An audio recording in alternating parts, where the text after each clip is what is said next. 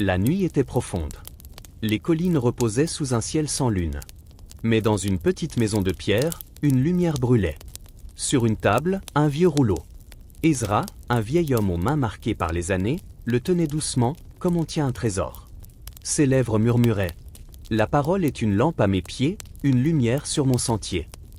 Pourtant, autour de lui, le monde semblait sombrer dans les ténèbres. Les querelles déchiraient les familles. La haine se glissait dans les rues comme un serpent invisible. Les cœurs s'endurcissaient. Ezra ouvrit le rouleau à une lettre qu'il connaissait bien. La lettre de Paul aux Éphésiens. Ses yeux se posèrent sur ces mots. Je vous exhorte à marcher d'une manière digne de l'appel que vous avez reçu, avec toute humilité et douceur, avec patience, vous supportant les uns les autres avec amour. Efforcez-vous de conserver l'unité de l'esprit par le lien de la paix. Ezra s'arrêta. Il leva les yeux vers la nuit. Seigneur, si ta parole est une lumière, alors je dois la porter dans ce monde. Il prit un bâton, un sac, et se mit en route. Sur le chemin, il rencontra deux hommes qui se disputaient à cause d'un lopin de terre. Les visages étaient rouges de colère, les poings serrés. Ezra s'approcha. « Mes frères, pourquoi laisser la colère régner entre vous ?» L'un des hommes répondit durement. « Il a pris ce qui m'appartient. » Ezra ouvrit le rouleau et lut. « Supportez-vous les uns les autres avec amour. Conservez l'unité de l'esprit par le lien de la paix. » Les mots flottèrent dans l'air comme un baume. Les deux hommes baissèrent les yeux. Et, autour d'un feu partagé, ils parlèrent jusqu'à ce que la colère s'éteigne. Ezra reprit sa route. Dans une ville, il vit la corruption et la violence. Les marchés étaient remplis de mensonges. Les faibles étaient écrasés par les puissants. Là, un jeune garçon, Timon, vola une bourse et courut. Les gardes le poursuivirent. Mais Ezra l'attira dans une ruelle et le cacha. « Pourquoi m'aides-tu » demanda Timon. Parce que la parole m'enseigne, renoncez aux mensonges, et que chacun parle avec vérité à son prochain. Timon resta silencieux. Ce jour-là, une petite lumière naquit dans son cœur. Ezra continua son voyage. Dans un désert balayé par le vent, il fut surpris par une tempête de sable. Il perdit son chemin. Sa lampe à huile tremblait. Le froid mordait sa peau. Alors il se souvint. Ne donnez pas accès au diable. Que toute amertume, animosité et colère disparaissent du milieu de vous. Et il marcha encore. Au loin, il aperçut une lumière.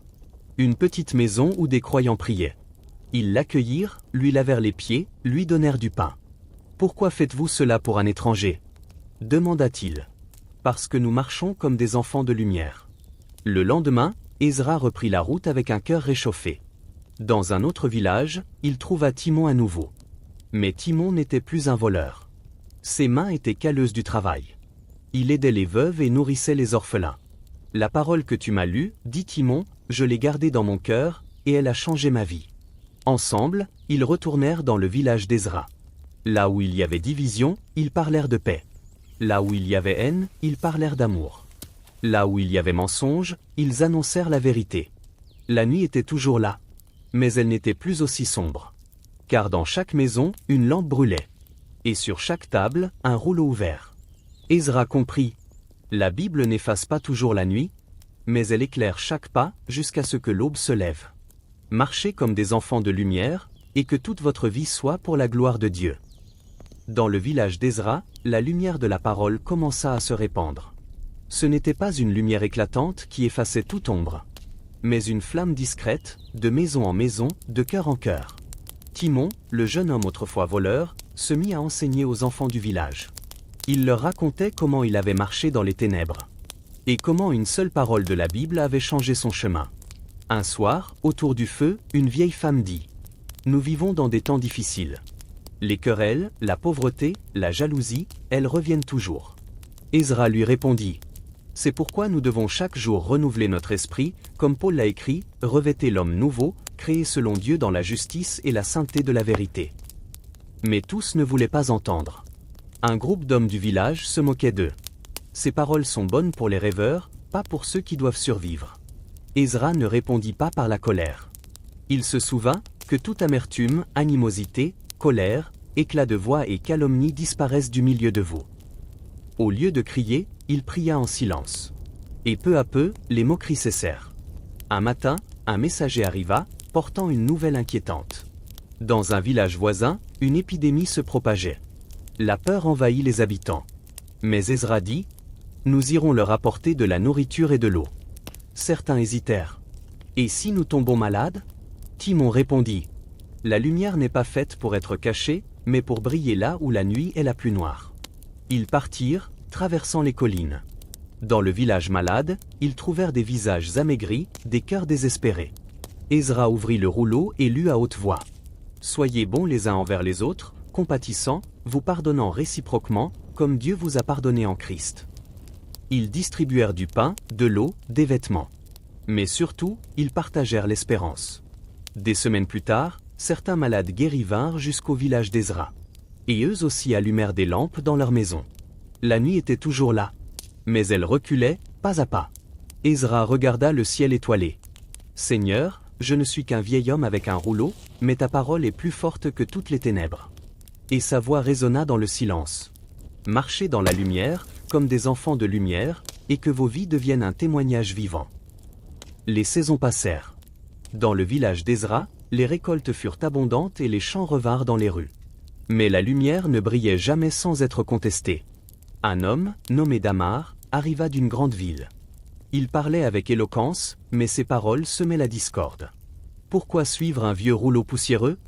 Disait-il. La force et l'or sont plus sûrs que des promesses. Certains commencèrent à douter. Les querelles revinrent. Timon, inquiet, dit à Ezra. « Que devons-nous faire ?» Ezra ouvrit le rouleau et lut. « Ainsi nous ne serons plus des enfants, flottant et emportés à tout vent de doctrine, par la tromperie des hommes, mais, professant la vérité dans l'amour, nous croîtrons à tous égards en celui qui est le chef, Christ. » Alors ils convoquèrent tout le village. Sous le grand figuier, Ezra parla doucement mais avec autorité. « La lumière ne se vend pas. Elle ne s'achète pas. Elle se reçoit, et elle se garde vivante par l'obéissance. » Damar partit. Et la paix revint, pour un temps. Un soir, une tempête se leva. Les vents arrachèrent des toits, les pluies inondèrent les champs. Beaucoup perdirent leur récolte. Dans la détresse, certains se tournèrent contre Dieu. « Si le Seigneur est avec nous, pourquoi cette épreuve ?» cria une voix. Ezra leva les yeux au ciel. Parce que même dans la nuit la plus noire, la lumière est là, mais il faut la chercher. Alors, torche à la main, il alla de maison en maison, aidant à réparer, partageant le peu qu'il avait. Timon l'accompagnait. Chaque geste, chaque parole, devenait un rayon de lumière. Les semaines suivantes, les habitants virent que, malgré la perte, personne n'avait été abandonné. Et peu à peu, les visages s'illuminèrent à nouveau. Un matin, Timon dit à Ezra. « Je comprends maintenant. La lumière dont tu parles n'est pas seulement ce rouleau, c'est la parole vécue. » Ezra sourit. « Oui, mon fils, la Bible n'est pas un simple livre. Elle est la voix de Dieu qui continue de parler dans nos nuits. » Cette nuit-là, en regardant les lampes briller dans chaque maison, Ezra pria. « Seigneur, fais de nous des porteurs de lumière, jusqu'au jour où il n'y aura plus de nuit. » Et dans le silence, il sembla entendre une réponse. « Marche encore, et garde la flamme vivante. » Les années passèrent. Timon était devenu un jeune homme, fort et sage. Pourtant, une nouvelle menace approchait, une grande sécheresse. Les rivières se tarirent, la terre se craquela, et la poussière recouvrit tout. Les enfants pleuraient, les anciens restaient silencieux. Un soir, alors que le soleil rouge disparaissait derrière les collines, Timon demanda. « Maître, pourquoi Dieu nous laisse-t-il traverser tant d'épreuves ?» Ezra posa sa main sur son épaule et dit. « Parce que la lumière n'est pas faite pour les jours clairs, mais pour les nuits profondes. » Ils rassemblèrent le village une fois encore. Ezra ouvrit le rouleau et lut d'une voix ferme. « Renouvelez-vous dans l'esprit de votre intelligence, et revêtez l'homme nouveau, créé selon Dieu dans une justice et une sainteté que produit la vérité. » Alors, chacun décida de partager ce qu'il lui restait. Les derniers sacs de grains furent mis en commun. On creusa des puits plus profonds. Les plus jeunes allaient chercher de l'eau à des kilomètres. Un matin, alors que tout semblait perdu, un nuage apparut à l'horizon. Puis un autre. Le vent changea. Et la pluie tomba, abondante, fraîche, pure. Les enfants dansèrent sous les gouttes, les anciens levèrent les mains vers le ciel. Ezra, les yeux fermés, murmura. « Seigneur, tu as montré que ta parole est comme la pluie. Elle vient au moment fixé, et elle redonne vie. » Timon, ému, répondit. « Je marcherai à mon tour, maître. Et j'irai plus loin, vers d'autres villages, pour leur porter cette lumière. » Ezra hocha la tête. Va, et souviens-toi, la lumière ne t'appartient pas. Elle vient d'en haut. Tu n'es qu'un porteur de flammes. Ce soir-là, le village tout entier se réunit autour d'un grand feu. Chacun racontait comment la parole avait changé sa vie. Et au milieu des chants et des prières, Ezra leva le rouleau vers le ciel et déclara : La Bible est notre lumière dans la nuit. Et tant qu'elle brillera, aucune ombre ne pourra régner ici. Le vent souffla doucement, comme un souffle de vie. Et la nuit, loin d'être sombre, resplendissait des lueurs du feu et des cœurs illuminés. Si tu veux, je peux maintenant te assembler toutes les parties 1, 2, 3 et 4 en un seul texte continu prêt à être lu en voix off d'une durée proche des 1 heure. Veux-tu que je te prépare ça tout de suite ? Les jours de pluie apportèrent de nouvelles récoltes. Les champs reverdirent, les rivières reprirent leurs chants. Mais Timon savait, ce n'était pas seulement l'eau qui avait sauvé le village, c'était la foi. Un matin, Ezra l'appela à l'écart. Timon, l'heure est venue pour toi de partir. Il y a d'autres villages, d'autres cœurs qui vivent encore dans l'ombre. Mais maître, et vous ? Moi, je reste. Ma lumière est ici. Mais toi, tu dois devenir porteur de feu ailleurs. Timon prit avec lui un petit sac, quelques provisions, et surtout, le précieux rouleau des Écritures. Ezra posa ses mains sur lui et pria. Que tes pas soient guidés par celui qui marche sur les eaux. Que ta voix parle avec vérité et amour. Alors Timon marcha, jour après jour. Dans chaque village, il racontait l'histoire de la pluie, de la lumière, et de la parole qui donne vie. Certains riaient de lui, d'autres écoutaient avec attention. Mais partout, il laissait une étincelle. Dans un hameau isolé, il trouva une famille qui vivait dans la peur, car des voleurs pillaient leurs récoltes. Timon leur lut : Ne donnez pas accès au diable, mais pardonnez-vous les uns aux autres, comme Dieu vous a pardonné en Christ. Ce soir-là, il veilla avec eux, priant sous la lumière des étoiles. Et au matin, le chef des voleurs vint demander pardon, touché par la parole entendue au loin. La rumeur se répandit. Un jeune marcheur vient avec un rouleau ancien, et partout où il va, la paix renaît. Timon comprit alors que ce n'était pas lui qui changeait les cœurs, mais celui qui avait parlé dans ces pages depuis le commencement. Et dans chaque nuit qu'il traversait, une lumière brillait toujours devant lui, celle de la parole vivante. Les années passaient, et les pieds de Timon connaissaient désormais les chemins comme ses mains connaissaient les pages du rouleau. Il avait traversé les plaines, franchi les montagnes, affronté des tempêtes, mais partout, la parole était restée son refuge. Un soir d'hiver, alors que la neige couvrait les collines, Timon arriva dans une cité immense. Les murs étaient hauts, les portes lourdes, et les rues éclairées par des torchées tremblantes. Là, il découvrit un peuple riche en biens, mais pauvre en paix. Les disputes éclataient dans les marchés, la jalousie divisait les familles. Timon demanda la permission de parler sur la place centrale. On lui donna 1 heure, mais ses mots dépassèrent le temps. Il lut : Ne vivez plus comme ceux qui marchent dans les ténèbres, mais soyez renouvelés par l'esprit, et revêtez l'homme nouveau, créé selon Dieu dans la justice et la sainteté. Au début, certains se moquaient. Mais d'autres sentirent un poids tomber de leurs épaules. Des voisins qui ne s'étaient plus parlé depuis des années s'embrassèrent. Un marchand avoua avoir volé ses clients et rendit ce qu'il avait pris. Cette nuit-là, la ville ne dormit pas. On alluma des feux sur toutes les collines, non pas pour se réchauffer, mais pour célébrer. Avant de repartir, un vieil homme lui dit : Tu as apporté plus qu'un message. Tu as apporté une lumière que rien ne peut éteindre. Timon sourit. Ce n'est pas ma lumière, c'est celle du livre que je porte. Et vous aussi, vous pouvez la porter. Alors il remit à l'homme une copie du rouleau, écrite de sa propre main au fil de ses voyages. Puis, sans bruit, il reprit la route. Et dans le silence de la nuit, il murmura une prière. Seigneur, tant que mes pas trouveront un chemin, que ma voix trouve un cœur pour entendre. Le chemin de Timon le mena jusqu'aux rives d'une mer sans fin. Le vent soufflait fort, les vagues semblaient vouloir avaler la côte.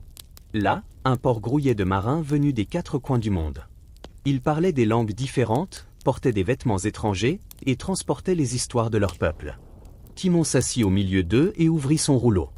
Mais cette fois, il ne lut pas seulement, il écouta. Les marins racontaient leurs tempêtes, leurs naufrages, leurs pertes. Et à chaque récit, Timon trouvait dans les Écritures une réponse, un écho, une promesse. Il partagea. Ne vous couchez pas sur votre colère. Ne laissez aucune parole mauvaise sortir de votre bouche, mais seulement celle qui édifie et communique la grâce. Peu à peu, les visages marqués par le sel et la fatigue s'illuminèrent. Un marin prit la parole. Chez nous, chacun se bat pour lui-même, mais tes mots nous disent de veiller les uns sur les autres. Timon leur proposa un marché. Si chacun de vous emporte un fragment de cette parole sur son bateau, alors les mers verront la lumière, même dans les nuits les plus noires. Les marins acceptèrent. Ils inscrivirent les versets sur des morceaux de bois, de tissu, parfois même sur les voiles de leurs navires. Lorsque les bateaux quittèrent le port, on aurait dit que la mer elle-même transportait la lumière. Timon resta seul sur le quai, regardant les voiles disparaître à l'horizon. Il savait qu'il ne reverrait pas tous ces visages. Mais il savait aussi que la parole, elle, voyagerait plus loin que ses propres pas. Et dans le souffle du vent marin, il entendit comme un murmure. Continue, tant qu'il reste une nuit, il reste une lumière à porter. Les années passèrent. Timon avait vieilli, ses cheveux avaient blanchi comme la neige sur les montagnes. Ses pas étaient plus lents, mais son regard restait vif comme au premier jour. Partout où il était passé, il avait laissé une trace, non pas son nom, mais la parole de Dieu. Les enfants qu'il avait rencontrés étaient devenus des hommes et des femmes qui, à leur tour, transmettaient la lumière. Un soir, alors que le soleil disparaissait derrière les collines, Timon s'assit sur un rocher et sortit son vieux rouleau. Il relut les mots qui avaient guidé toute sa vie. Ne marchez plus comme les païens marchent, dans la vanité de leurs pensées, mais revêtez l'homme nouveau, créé selon Dieu dans une justice et une sainteté que produit la vérité. Il comprit que la mission ne se terminait pas avec lui. D'autres prendraient le relais, d'autres porteraient la lumière dans leurs mains, leurs voix, leurs actes. La nuit tomba. Une lampe à huile brillait à côté de lui, faible mais constante. Timon murmura. « Seigneur, j'ai couru la course, j'ai gardé la foi. Que ma petite lumière continue de briller dans l'obscurité du monde. » Le vent du soir souffla doucement, comme pour lui répondre. Et, quelque part au loin, on pouvait voir les lumières de navires, de villages, de foyers, toutes allumées par cette même flamme partie d'un seul cœur. Car la parole, une fois semée, ne meurt jamais. Elle voyage, elle éclaire, elle réchauffe, jusqu'au jour où la nuit disparaîtra pour toujours.